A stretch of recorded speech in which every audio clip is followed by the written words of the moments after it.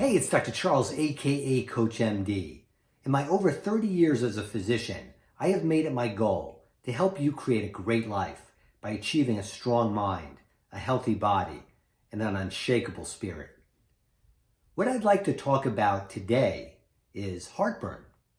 Oh man, I can't stand heartburn. I'm going to talk about it because I get it. In fact, as long as I can remember, I would get this uncomfortable feeling in my throat, my chest. It would happen. I'd go to my parents and my mother would give me some white substance in a bottle or something to drink. It seemed to make it better for a while, but then it would come back occasionally. And there's a lot about heartburn. We hear it all the time. You see the commercials, you hear the warnings, the scares. So here I'm going to give it to you straight.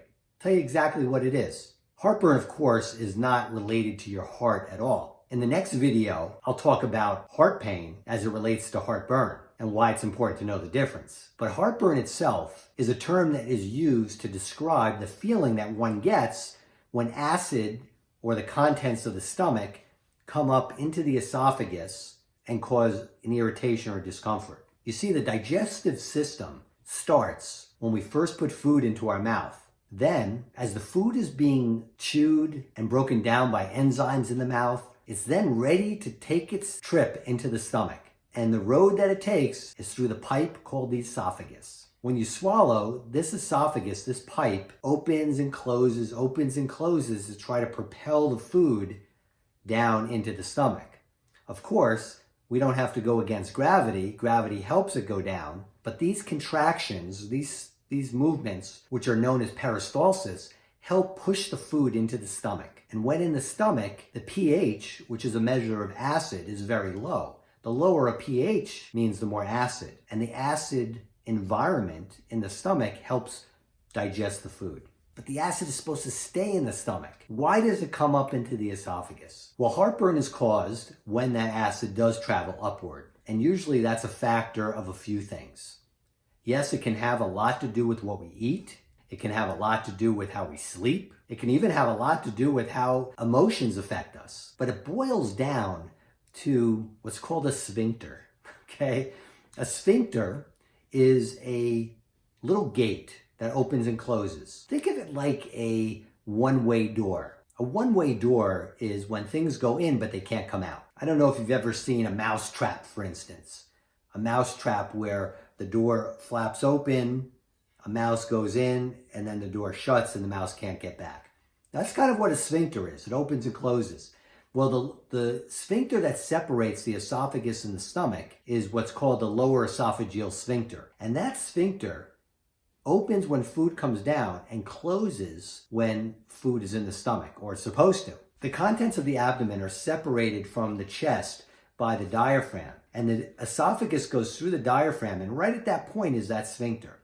Over time, as we age, that diaphragm can get loose, and therefore the sphincter, that door, there's openings, and food, or mainly acid, can seep up. Also, it's been thought that some emotional states can affect that as well. If the stomach is perpetually filled with very high, dense foods, let's say fatty foods, and foods that are hard to digest, and the food hangs out in the stomach a lot, that could put increased pressure on that sphincter, and the more pressure can force that door open, and then acid could seep up. Before I go on about this very uncomfortable condition, if you like what you're seeing on my channel, that a balance of mind, body, and spirit is what we need to achieve full and total wellness and to create a great life, subscribe to my channel and make sure to comment below. Let us know your experiences with heartburn. And if you believe that my mission to help people achieve a strong mind, a healthy body, and an unshakable spirit is what we need to make this world a better place, if you believe in that, then come join me on CoachMD Patreon, and we can work together to help elevate you and elevate all of us. So getting back to that heartburn, it gets up into, it seeps through that sphincter down below, and it gets into that pipe called the esophagus. Now, the esophagus was not made to digest food. It was made to transport food. So the cells that lie in the esophagus are not used to seeing any type of irritation.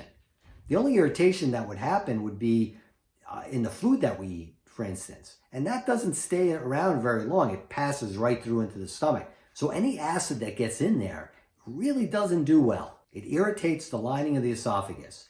And when you get an irritation, think about any time you've scraped yourself or you get a little cut. It doesn't feel very good, right? Well, think about that. If you get an irritation in your esophagus, a little scratch, for instance, in the esophagus on the surface, that's going to hurt. And the way it hurts, it's kind of a burning sensation. And because the esophagus runs in the center of the chest, from the throat into the center of our chest, down into our stomach, and we think about our heart being in the center of our chest, that's where the term heartburn comes from. Well, the medical term is what's called gastroesophageal reflux disease, or GERD, G-E-R-D. And the reason for that name is because gastric is the stomach, esophageal is the esophagus, and reflux is when food refluxes into the esophagus. I'm sure you've seen the commercials. Well, obviously, acid in the esophagus can't be a good thing, right? Acid, we know what happens. We probably have an idea of what happens when acid affects the surface. It corrodes it. So corroding the esophagus can lead to a lot of problems. Most people don't get those problems, though, those major problems. There is some talk that heartburn can be related to cancer, but I want you to take that out of anything that you've learned or been told. That is not the whole story. And I'm not going to talk about that in this video, but just understand that if you have heartburn, don't fear that that somehow is going to cause you to have cancer. It might cause you to be uncomfortable. It might cause your esophagus to get irritated. And with that irritation, it can spasm and it can cause pain. Sometimes it can cause some scarring, which is a stricture. But it's a very long story about whether or not heartburn can cause cancer. And what I've learned and what I've seen and what I've read in the studies and what I've seen in my career as a physician, don't believe the hype. Don't believe that heartburn equals cancer. Don't let that make you frightened, so that when you are frightened into taking certain medications, that you're going to be on those medications for the rest of your life. But that's a topic for another video, because that is an extensive topic and I will cover that at some point. Heartburn symptoms can come in all varieties. They can cause you to have a sore throat, actually can cause your sinuses to be congested. They can cause you to be hoarse because the acid comes up and actually goes back down, but down the wrong pipe, so to speak, into the larynx, and can irritate your vocal cords. It can also cause a chronic cough. Heartburn, though, does not cause traveling pain, what's known as radiating pain. Heartburn can be caused, as I said, by a lot of different things, not the least of which is diet. There are certain foods that can cause the stomach to produce more acid, and everybody's different. But there are certain foods that, if you're going to get heartburn, these foods typically will cause it. And I know from my personal experience, very spicy foods can cause heartburn, but not necessarily higher acid foods. For instance, apple cider vinegar mixed with lemon juice, diluted in water, may actually help with heartburn. It's counterintuitive, but it can do that. Whereas Tabasco sauce or jalapeno peppers, they can aggravate heartburn. Certain carbohydrates, specifically bagels are a culprit that can cause heartburn. Tomato products can cause heartburn. There are certain vitamins that contain betaine. Betaine is an acid that helps with digestion. And there are some people who actually get heartburn, and that's not because they have too much acid. It's because as they get older, they may lose the acid. Therefore, the food in the stomach is not broken down very easily, and it causes pressure and pushes up, causing the heartburn. So certain vitamins may have betaine in it to help those individuals digest better. However, this usually happens in older adults. If you don't have any problem with digestion and you're a younger person, you probably should not be on a vitamin that has betaine in it if you suffer from heartburn or GERD. As I mentioned, any foods that don't digest quickly can cause the pressure and then force up the contents in the stomach, the acid, to come up and irritate. So highly fatty foods can do that. Think about anything that causes an increased pressure in your stomach.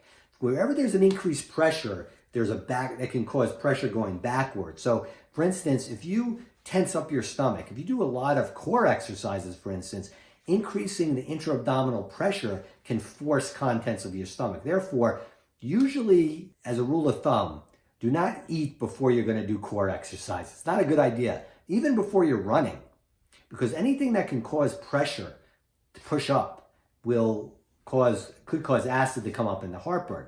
So wearing a tight belt, for instance, or even sleeping. If you really struggle with heartburn, you may have to sleep with your bed elevated a little bit, because if your head is below your stomach or at the same level, then the contents of your stomach, and even if you don't have food in it, there may be some acid that could seep through and cause the irritation, the burning, the cough, the hoarseness. These are signs and symptoms that could be related to heartburn. Heartburn is very uncomfortable. In my next video, I'm going to talk about why it's important to know the difference of the symptoms that heartburn gives you when compared to other ailments such as heart disease, talking specifically about chest pain. So until next time, I'm Dr. Charles, aka CoachMD. Stay strong in mind, body, and soul.